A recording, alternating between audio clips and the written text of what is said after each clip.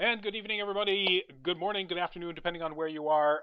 For some reason, everything turned the audio back on my computer, so let me turn all that off before I start hearing myself. And welcome to this week's edition of Nerd Week Live, brought to you by us, the folks at Nerd Caliber. We got a short topic list tonight. So we'll probably be pretty quick anyway, but that means also we'll probably be a little bit chatty and expansive and whatever. So feel free to throw any questions in the chat so that we can try to stretch this out for more than 15 minutes. No, I mean, I can gab, so we're good. We're good. Me too, obviously.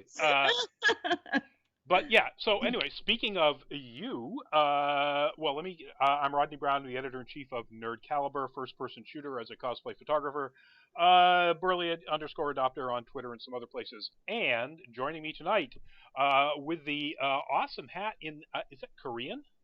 I have no idea. It came from an amazing pop-up shop in New York City, and I bought like Okay, five. Yeah. Anyway, I bought a bunch of their hats. I have no idea. cool. Anyway, joining me is...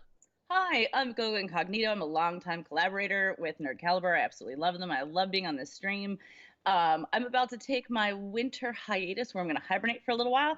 So I don't have any shows coming up or any con appearances for a little bit. But here's what you can see. I will be updating my Instagram, and it is sexy. So if you are 17 and over, you can come to my Instagram, or 18 and over. I think I might have the lock on it.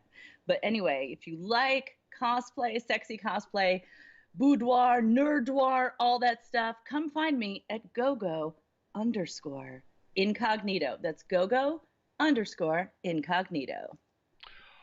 Absolutely. Pennywise, welcome to the show. Javi or Javi, welcome to the show, depending on how you pronounce that. And we do have a couple of things to plug. This coming weekend, our team will be split. We will have some of us will be here at a local convention called Super Mega Fest in Framingham, Massachusetts, which is a lot of fun. Very pop That's culture. a good one. That's a good one. Yeah. Very, very pop culture-y. So in addition to comics and stuff like that, they also have there are members. It's like a reunion thing, actually. I think from the movie The Warriors, of all things. Get out of town. I was just talking about that movie just yesterday. That's too bad timing. Yeah, well, I think like 4 or 5 of them are going to be there. Anyway, I will be there. Zephyrlink Productions will be there. Chocolate Ninja Cosplay, one other person. But then also this coming weekend, we will have a team at Anime NYC. So if you guys are going to be at Anime NYC, find Adam, Games and Girls on Instagram, and our founder Manny will be doing the video. They'll be wandering around, so check those out. Javi, no, so the scooter. Not really sure what that means, but waifu. So is Christmas coming early? I don't know if Christmas is coming early, but Christmas weather sure is coming early. We had snow here in Nashville. It never snows. Yeah. Rodney's up north in the cold. Yeah, it snows up here in Massachusetts, but I'm right on the coast, so I get that. Usually, I get that coastal effect where the ocean keeps, the summer's a little cooler and the winter's a little warmer than people inland. Yeah, spitting snow all day today. It didn't accumulate any, whereas it did in some other locations, but still. But we're telling this to people: if you're in the U.S. and you're anywhere other than Southern Florida or Southern California, you've felt it. My son is in the Austin area, and it was in the low 30s today. In Austin, Texas, people, Texas. Brr. Yeah, it's been weird. Yeah, very bad. But global warming is a hoax. There's a cattail behind you that disagrees with you. Yes, no, I know. I'm trying to keep him from climbing on things, so yeah. Pennywise says, like, where I live, I see stores and places have Christmas stuff. Well, yeah, unfortunately that happens. There are a lot of stores that really can't do anything Thanksgiving related. I mean, unless you sell food, there aren't a lot of Thanksgiving decorations that people put up. So yeah, unfortunately they jump right to Christmas, but we'll let them have it. But let's get into our first topic. Yes, let's. And it is, he says, as he very slowly moves his Mouse to the right spot. That is one of the first images from the very first trailer that dropped for the animated movie Scoob. You have to say it like that because it's got an exclamation point. Scoob. Scoob! Exactly, Scoob. Um, and it's a more 3D style animation that is apparently an origin story of both Shaggy and Scooby and how they met, but also how the Scooby gang first met and got together and started investigating and stuff. The trailer drops. It's funny. Um, it's a little weird hearing the different voices doing the characters. Yeah, yeah. Absolutely. It's like that's not Scoob. So for us who remember, and like for those who watched on the reruns or found it, it's like there was just this. It's this just primordial thing of nostalgia that gets. It's like the same way with the running in place. Like you hear the waka waka waka waka waka. It's like it's a sound you can't even really describe, but you know that running in place. You know exactly what it sounds like. Yep. I'm trying to think of what that instrument is. I almost think it's marimbas that they're playing when Scooby does that run in place thing. Yeah. Yeah. It's absolute sound that like it's so hard to describe, but you know exactly what it does sound like. So here's one of the things that I didn't realize. So the voice that's doing Scooby Doo is, in fact, one of the original voices of Scooby Doo. Oh. It's Optimus Prime. Frank Welker. Oh my God, I love him. Isn't he amazing? He's not only amazing, but he has been a fixture. He used to be a fixture at Nashville cons because he was really close with somebody, and so I've actually shared the stage with him where he and I have co-hosted the cosplay stuff multiple times. I've got a bunch of signed Optimus stuff by him. He's just a lovely, lovely human. And it's because of him that I ended up with one of Billy D. Williams's old English or whatever it's called, tall boys of beer, because they had been chatting and then Billy left it and Frank just put it aside. And then he brought it out and he's like, I thought you might want this. And I was like, I will keep it in my heart forever. Sadly, it didn't survive a long move, but like, that's too bad. Waifu asks, what's the difference between live action and the new one? Well, we're talking a little bit about that. Mostly it's the voice actors, but obviously one's live action and one's animated. But also, which Optimus Prime? Pretty much Frank Welker has been the voice of all Optimus Prime. So he was Optimus Prime in the original cartoon. I don't know if he's been in every one of the games. He was the voice of Optimus Prime in all of the Michael Bay movies as well. It's pretty much, when you think of the voice of Optimus Prime, you'll have to look for exceptions when it's not Frank, rather than try to think when is it Frank. Exactly. So if you think of that amazing baritone, that would be he. Which is funny that amazing baritone is the voice of Scooby Doo. And I didn't realize that when I was watching the trailer. And what I actually did was I saw the hype leading up to it, and so I actually, before I watched the trailer, I read all the hype because I was like, you know what, let me see. And I'm seeing like just this wonderful, like, wholesome response and whatnot, and I'm like, this was a big part of my childhood. I want to see if it matches up. And you know what, I have to say, except for that weird jarringness of Shaggy not sounding quite like Shaggy, Scoob not sounding quite like Scoob, but all the elements were there. Yeah. It was all there, and I'm here for it. I agree. I think the writing is as close to some of the better animated movies, like Zombie Island and so on, than it's been in a long time. Certainly, the second live-action movie was just awful, although the first one was pretty funny. But here's one of the problems.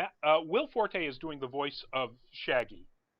And Will Forte is a great, Saturday Night Live and MacGruber and all that. So he's a very funny guy, and he's a good voice actor. And oh geez, never mind. The one with Tina Fey and whatever.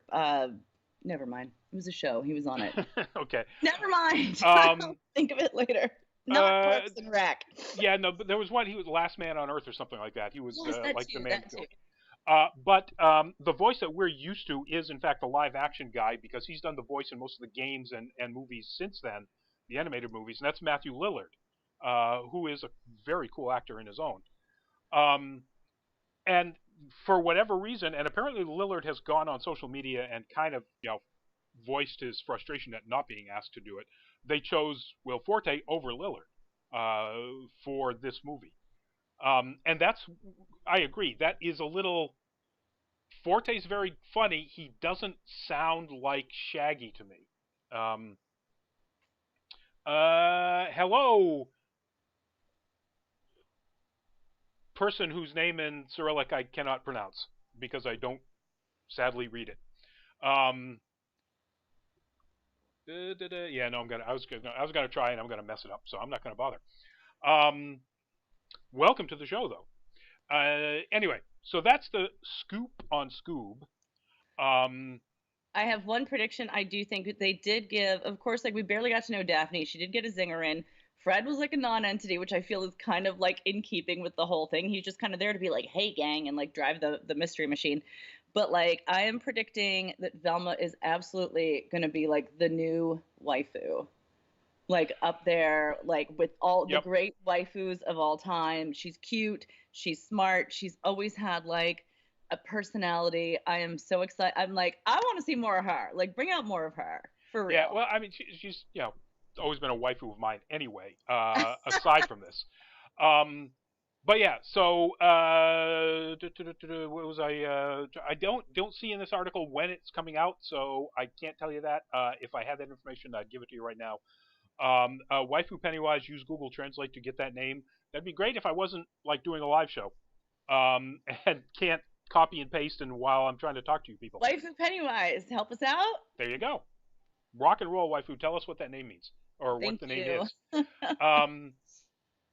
So anyway, yeah. So that's Scoop. Our next topic is... that gentleman right there is, in fact, Mark Spector, Moon Knight, and the news is that the upcoming Disney Plus, and there's more Disney Plus news later on, folks, the upcoming Disney Plus series has got its main writer and showrunner. They just made this announcement a few days ago, and I'm, at this point, very excited about it, although still slightly cautious. The person that is taking over and that will be helming this thing is Jeremy Slater, who developed for TV and then wrote almost all of the Netflix series Umbrella Academy. And yeah, those are, you can't see it because I still get the image up there, but that was Go-Go doing golf claps. Oh, sorry. Yeah, no, golf claps. Absolutely. Great graphic novel. Great series. Great graphic novel, great series. They did a wonderful adaptation. There's some changes, but still, it made sense for TV. It looks like they are going to be adapting to some extent the version of Moon Knight that was in the relatively recent Warren Ellis run. And that's why I picked this particular picture. That's him as one of the various characterizations that Mark Spector comes up with, and that is actually a business consultant named Mr. Knight. It's where he wears the Moon Knight mask, but a completely white suit. That whole run that Ellis did is wonderful. Declan Shalvey? I know I'm not getting his last name right, but it's close to that.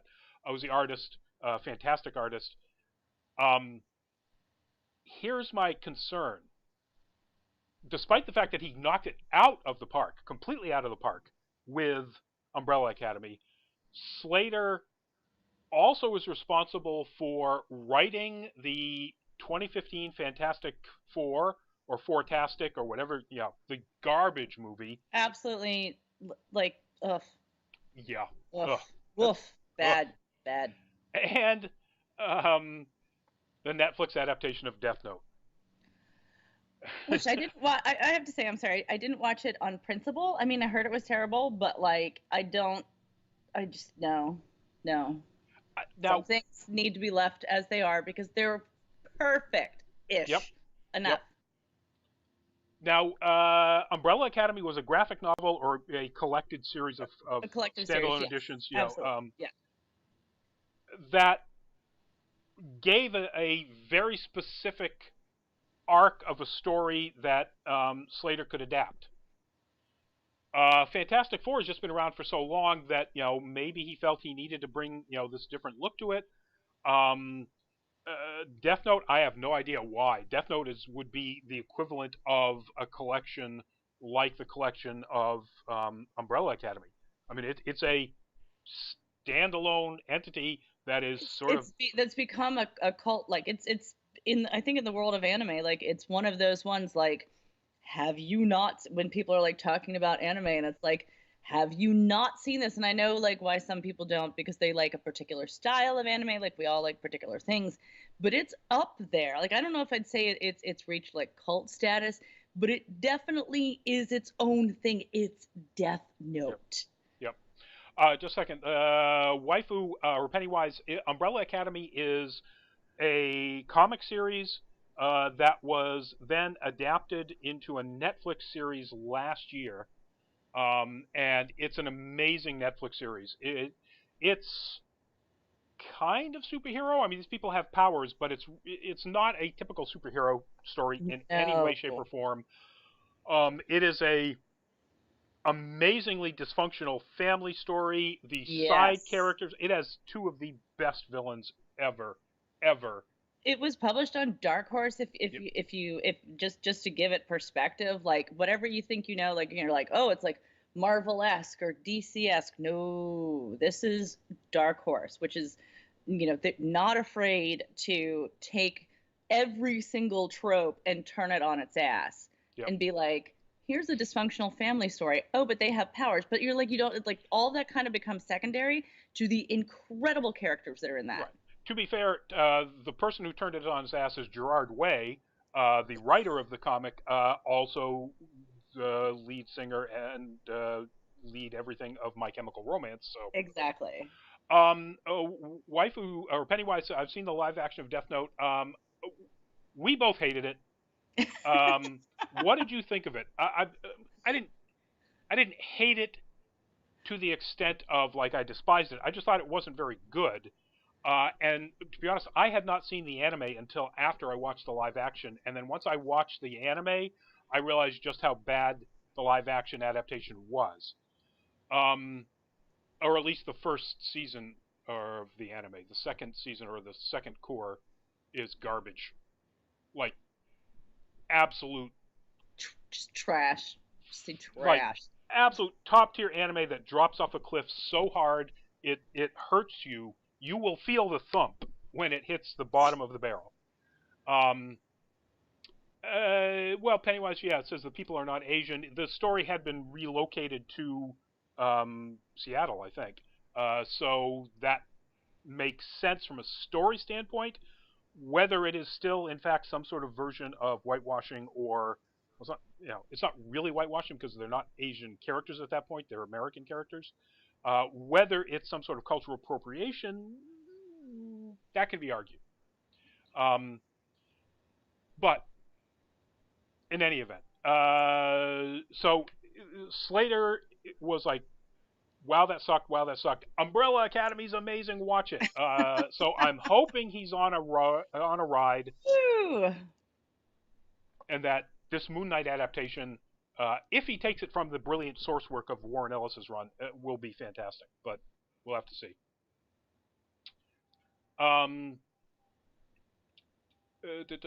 Pennywise, like the live-action Attack on Titan or whatever it's called. So there was a live-action movie made in Japan. I remember that, but I never got to see it. And I didn't really chase it down because, again, I was like, why mess with what's good? This is true. I didn't chase it down because I bailed on Attack on Titan about 4 episodes into the second season, and like I read the comics on that for a long time, and then I was like, what I do with a lot of comics is I'm like, I'm gonna let them build up an anime so that I get to read a large chunk at a time. So I'll go for months, even like sometimes 3 to 4 to 6 months, and then sometimes I'm like, oh, I forgot that I was into that, and then I realize if I haven't really missed it that much in 4 months, that there's so many other things to read, and like that's kind of also my like test of how much should I be giving with so much creative stuff out there. Is if I let it go for 3 months, am I then clamoring to be like, oh my God, this is my day off? I get to read all this stuff. So that's Right. kind of what happened with Attack on Titan. They also did something to some of my favorite characters, and I was like, fuck, bye. Yep. That's what I was like. Yep. Yeah, no, I agree.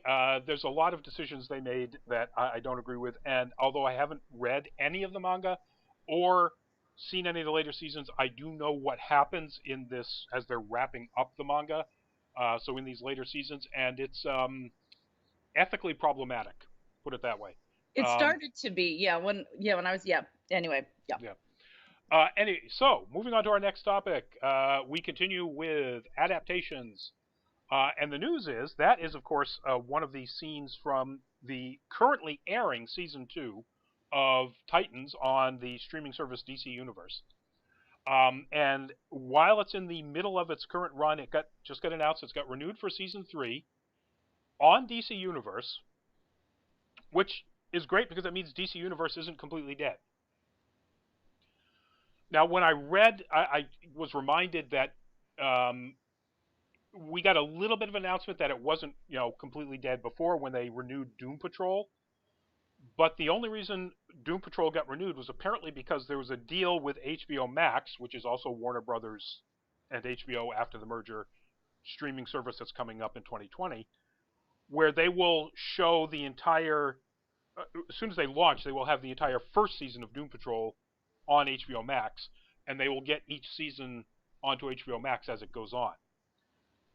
This deal with Titans apparently has nothing to do with HBO Max. It's just a DCU deal, and that's a nice sign that DCU isn't necessarily going to be absorbed into HBO Max. Even after the Doom Patrol deal, my thought was, okay, this is just them setting it up so that they're just going to suck everything out of DCU, and it's all going to be on HBO Max, and DCU is going to disappear. And I'd be really sad if that happened, even though I didn't know until today. I was reading through our list of topics, and I'm like, all right, let me catch up on anything that I've missed this week. And it's like, season 3 of Titans, blah blah blah. I'm like, oh, cool. That's DC, and then it's like DC streaming service, not wait. And I was like, DC, and I'm like, I mean, I love DC. DC was actually like my first comic book love, like, and I valiantly for years was like DC over Marvel, like put your dukes up, and now I'm like, whatever. People can have multi interests and multi things, whatever. But I was very passionate, and I'm like, I didn't even know this was a thing. And see, that's what happens when you take off a lot of the fall on the show. We talked about it a lot. Sorry. No, that's okay. I want to answer Waifu's or Pennywise's question. Who's the girl in the blue and white? That is the character Dove, Dawn Granger. One of the early Titans, not the founding team, but pretty early in the 70s. And right behind her, you can't really see much. There's a white and red. That's Hawk, Dove's partner. Wonder Girl in the red and with the gold, if you don't know particularly who that is. And then between Wonder Girl and Robin is Aqualad. The young Aquaman protege. Love. Although it's interesting that in the comics and in the early Teen Titans and in Young Justice, I believe he's always had black hair until the new version of Aqualad, where he's actually an African American, or of African American look anyway. I don't know if he's not African American because he's Atlantean. From Atlantis, yeah. or somewhere. So he's African Atlantean? I don't know. Anyway, he's a black guy, and has been for a very long time.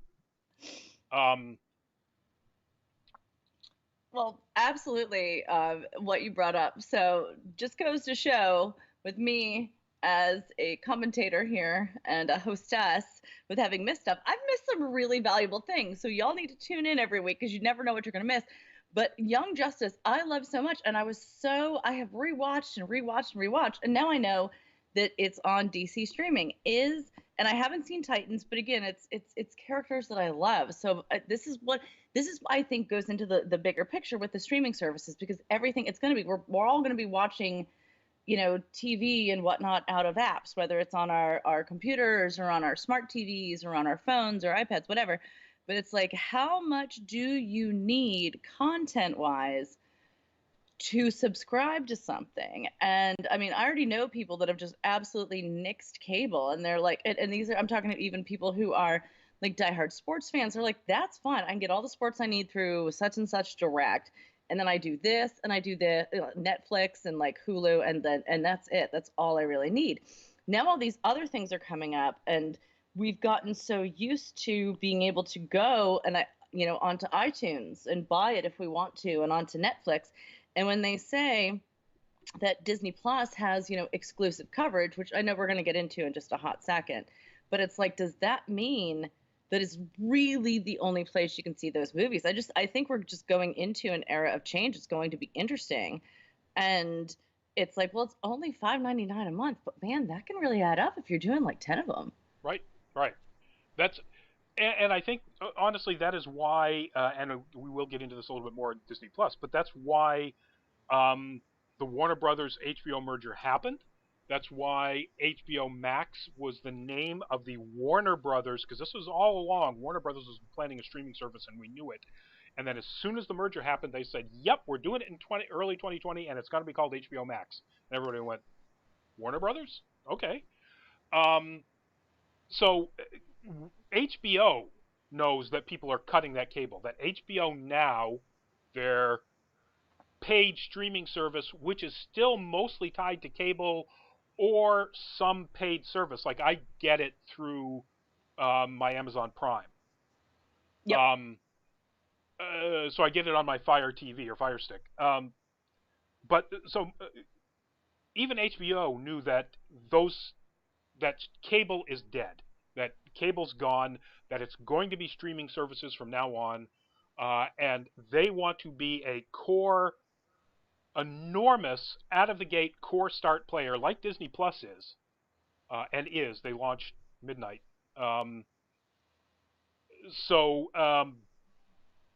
Yeah, that's why HBO and Warner Brothers got together, and that's why this is all happening. Cable's dead, folks. I've had I have FiOS here, and the only thing I have FiOS here for is really fast internet. I don't have the cable. I don't have the phone. I don't need any of that. Give me the fast internet, and I'm done. Dyslexicon, hello, welcome to the show. Hey, boo. Anyway, that said, we're moving on to the next thing. And that is one of my favorites. The Sonic the Hedgehog's latest trailer, trailer for the upcoming movie dropped. And we get to see what happens when a whole bunch of fans freak out and scream at the movie makers, my God, what have you done? They uncanny valleyed him. That's what they did. They sure did. And they fixed it. This is, and thanks to, I think this was from BBC, a whole bunch of people put these two things together. So the Great Big Eyes is the current one, and the Not Great Big Eyes is the original version from the last trailer. And honestly, when I watched the new trailer, I didn't exactly see what the difference was, because I'm just looking at, it's like, oh yeah, it's Sonic. Until some of these people started posting up these side-by-sides, and then I just went, oh my God, I see why people were that horrified. At Dyslexicon, yeah, Pennywise Sonic, yes. Dyslexicon rework Sonic is a miracle. It's not a miracle. Well, yeah, I guess it is. It's a miracle that many dollars of miracle. Yes, it's that people listened. That's the miracle. That a studio listened. There's the miracle right there. Yeah, Pennywise, Sonic's eyes are huge. So let me bring that back up here. So they reduce the individual hair count drastically, making him look a little bit more cartoony. He still looks fuzzy, but not like supposedly life-realistic individual hair counts. They changed the shape of his cheeks. He's got the rounder, wider cheeks and no pointed chin. You know, and yes, the enormous eyes that are a little bit close together. You know, the pupils are a little bit close together. Um, it's the shape of the ears. If you look at the way his ears look like a fox's in the old version, they swoop out. And here's his ears are more straight up and pointing forwards, like Sonic, like the cartoon. I mean, the truth is, he doesn't look really like he's supposed to be a space hedgehog. I mean, I said this the last time we talked about this, that like I wasn't in the gaming era. During the era of Sonic and all the Sega stuff, that was a point in time in my young life when I wasn't really gaming. I was doing other things. Trying to learn how to ride a skateboard and like falling down a lot, that kind of stuff. But so for me, I didn't have the same kind of like we were talking about earlier with Scooby Doo, where I'm like, that was part of my childhood, so I have feelings. So I understand why so many people were like, that's not Sonic. For me, I'm like, he looks cute. He doesn't look like a hedgehog still. I have to say, and people may come for me on this, and you're absolutely welcome to, because again, this is maybe your youth and your nostalgia. It's not so much mine. I still find the character, and I don't know if it's the voice acting or if it's just the way they're writing him, or it's just the little snippets that we're getting in the trailer, but I'm finding him to be really annoying. And I'm like, and I felt like this trailer featured Sonic a lot more. Like we got a fair bit more of Dr. Robotnik in the last one, and Right. this one we only get Dr. Robotnik actually looking frustrated.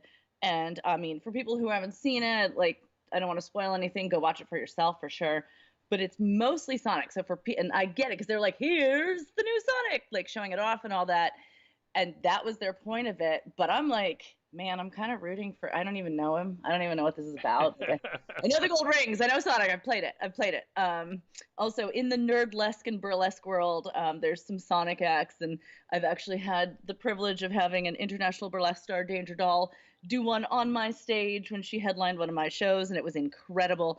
People went nuts, and I'm like, go blue hedgehog thing that I That is know awesome. pop culture. And Danger is a sweetheart, wonderful person. Yes, very good friend.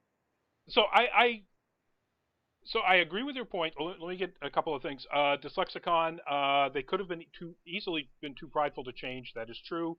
Thank God they listened to people. Pennywise, talking about the nose, one looks like a cat's wet nose, and the other one is normal. So if you look at the picture, I think what they were going for with the cat's wet nose is that's actually very like a hedgehog's very pointed snout to a very hedgehog-like little black nose.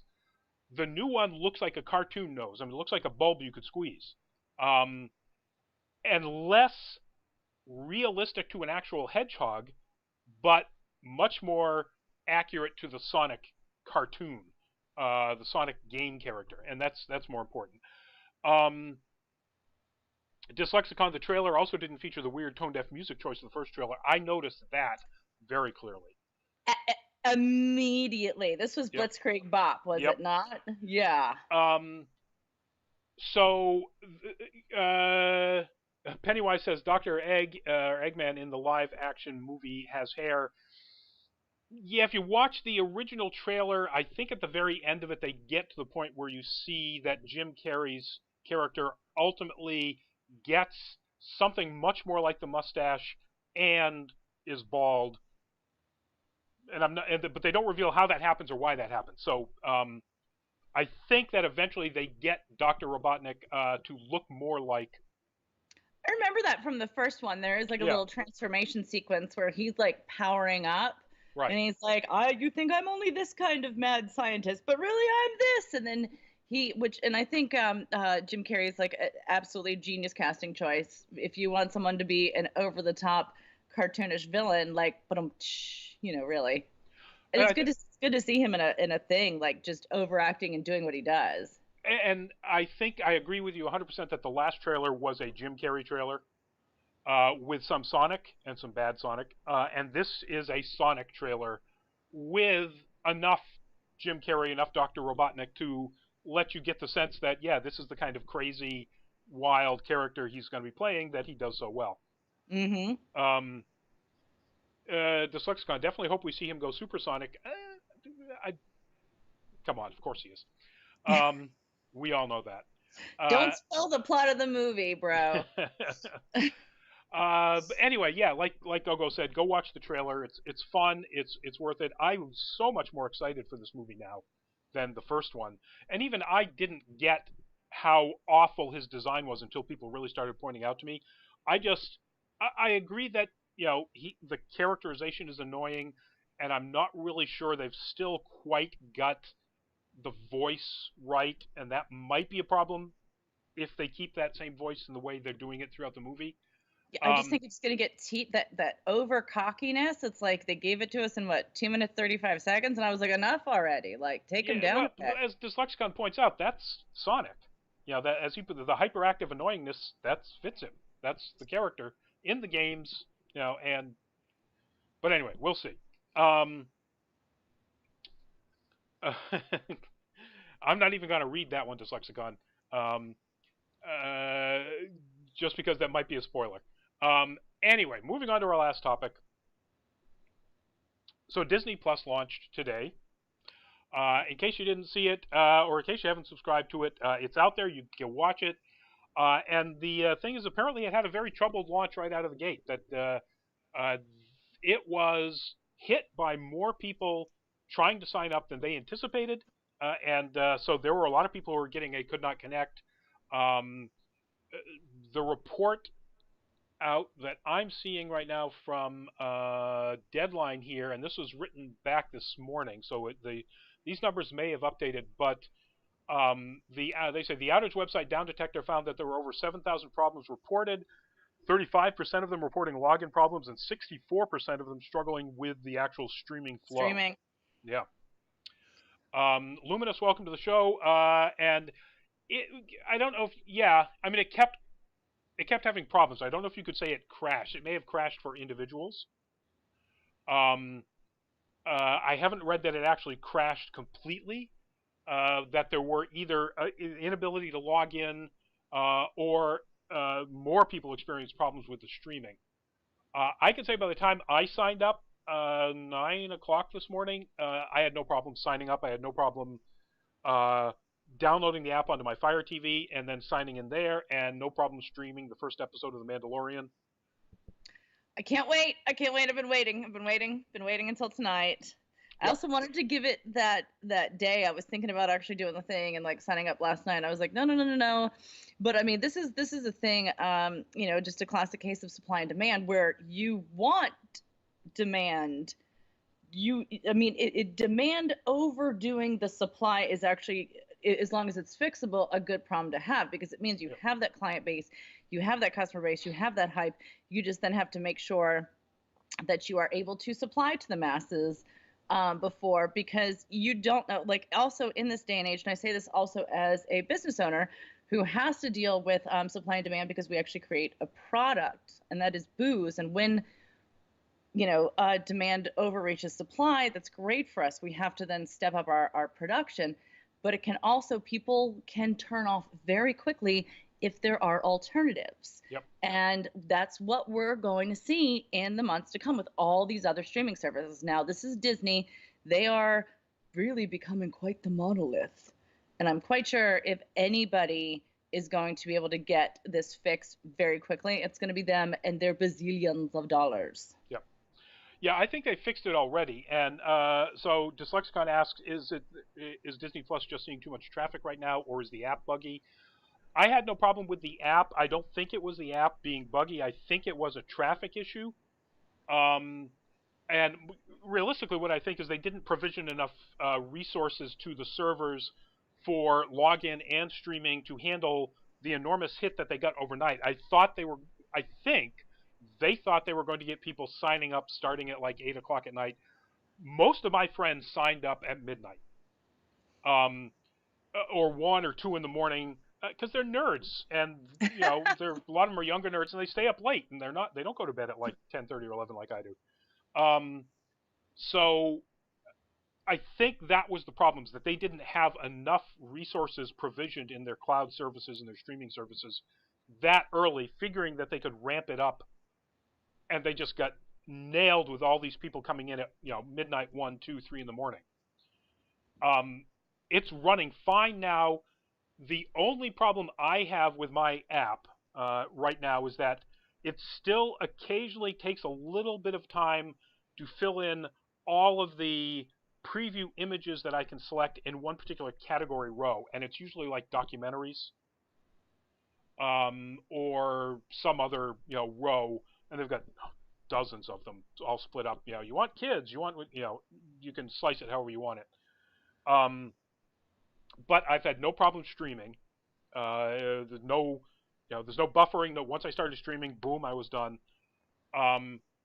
I don't know whether or not some of the problems had to do with the fact that they offer Ultra HD and HDR. There's a row for if you've got a 4K TV or if you've got an HDR TV. Oh, I didn't know that. That's fun. You can pick those versions of the movies or shows or whatever and watch it in that format. And they may not have realized how many people would choose that. I don't know that. I'm just guessing that might be the case. Pennywise says, Matt, I'm not interested. That's, you do you.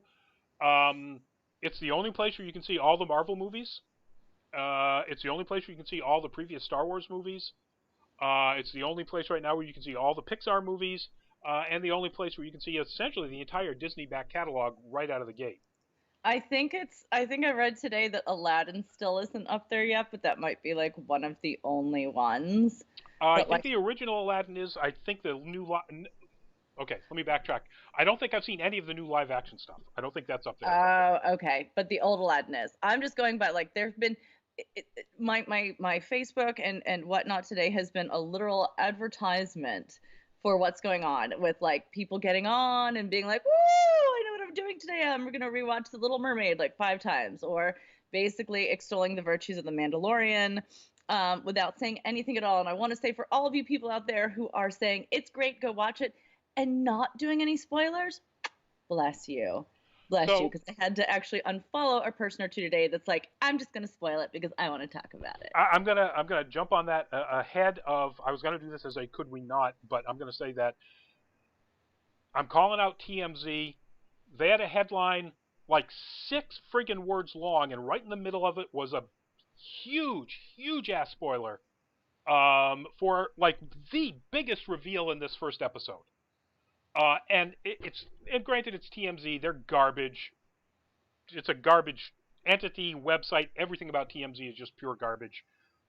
But that was a really crappy thing to do.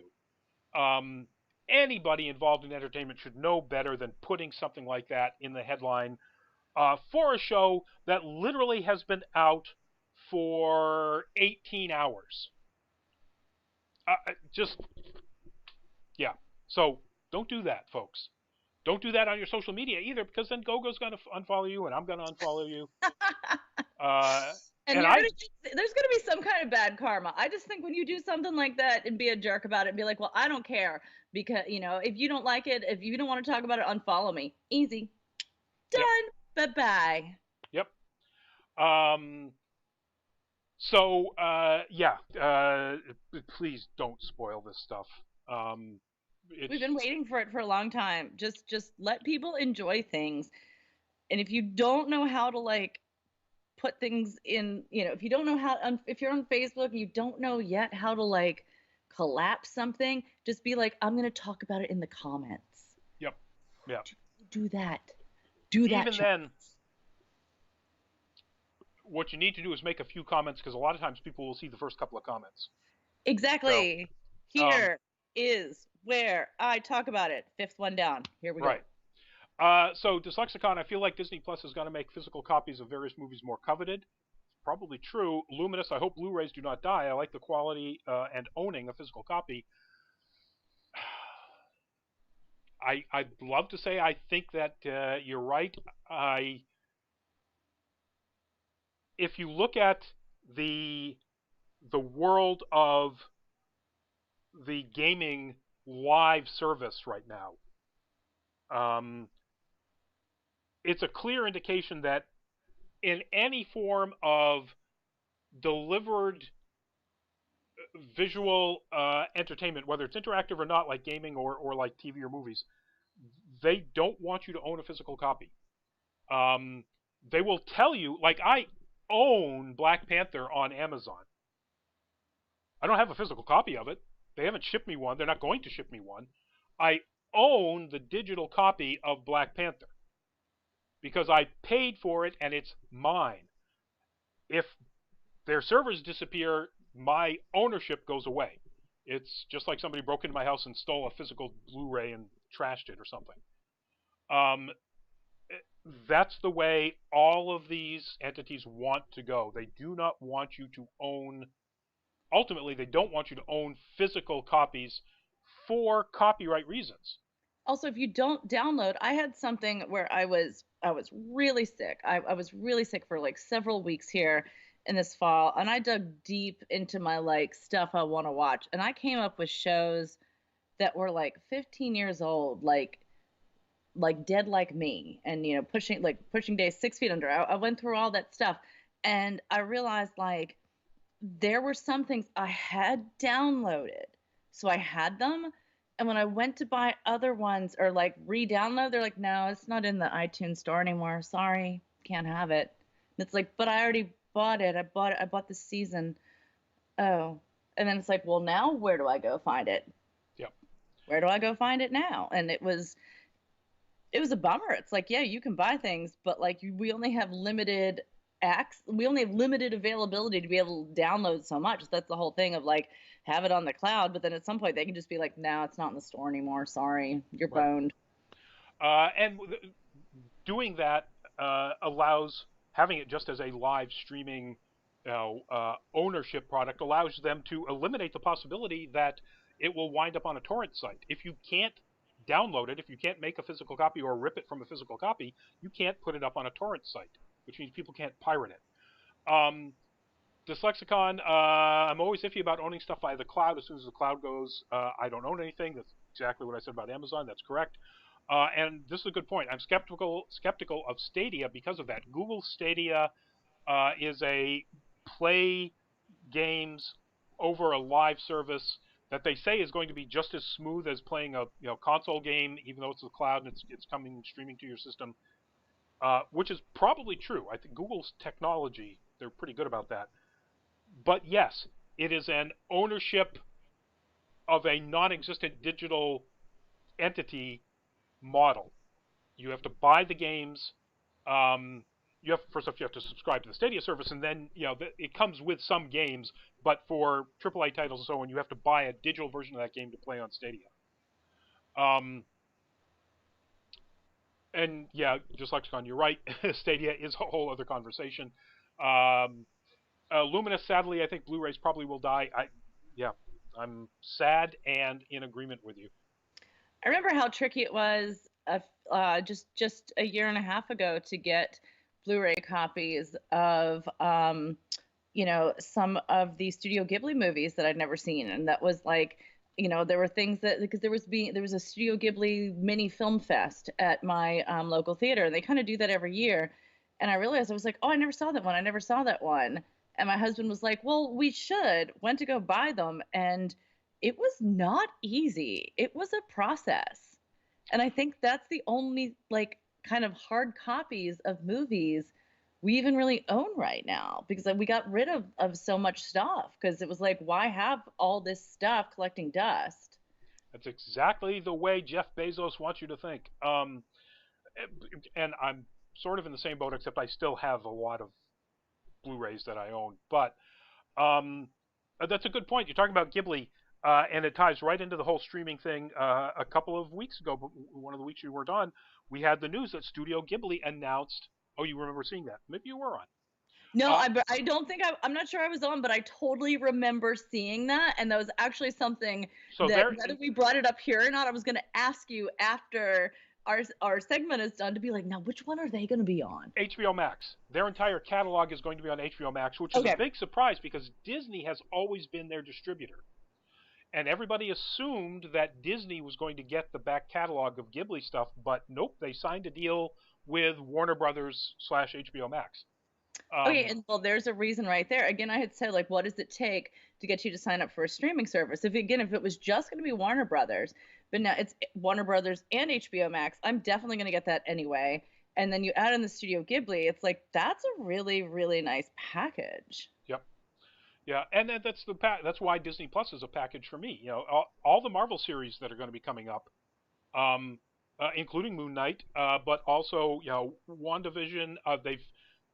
I didn't put this up on the topic list because it was kind of tough to talk about this without showing full images of a whole bunch of things. But they put out the first teaser examples of art for Falcon and the Winter Soldier, including U.S. Agent, the new look for Captain Falcon or Falcon America or whatever you want to, Captain America basically, Sam Wilson, the new look for Bucky. Okay, that was a pinup right there. I'm sorry, I saw that and I'm like, oh yeah, oh yeah, give that to me in a calendar, boy, please and thank you. And the new look for Helmut Zemo with the hood, with the purple hood. So for reasons like that and all the back catalog of the Star Wars and the Disney stuff and so on, Disney Plus is an absolute must for me. But also, I'm still on DCU. Because Titans, because Doom Patrol, because Young Justice, not much else because we're not really sure whether or not any of the other things they had announced, like the Stargirl series, which is right now in complete limbo, is ever going to happen. But fingers crossed. Fingers crossed. And speaking of fingers crossed, that's a segue I can't make. Damn it. Oh well. I'm sure I could have come up with a segue. Anyway, it is, with a short subject list, we've filled up almost an hour here. Yes, Dyslexicon, you missed a handsome Bucky. Go check it out. Look up it's not fan art, it's early art. No, it's early art. It's good. He looks very pretty. You're gonna like it. Concept art. It's the first look at concept art for Falcon and the Winter Soldier. Look it up. You're gonna enjoy it. Anyway, thank you all for joining us tonight. It was wonderful, great interaction. Thank you all for your comments, and we'll see some of you at Super Mega Fest. We'll see some of you at Anime NYC. Go have a wonderful and successful hibernation. Thank you. I'll be back in a month, y'all. I've got stuff and things to do, so hopefully no really, really juicy news will break in my time. But I also hope it does. It's got yeah. But anyway, and so for me, Rodney Brown, and for Go Incognito, thank you all for joining us, and I will see some of you next week, and hopefully with Byron and Greg or some other people. Go. Enjoy. Peace out. I'll be back in a month. Bye-bye.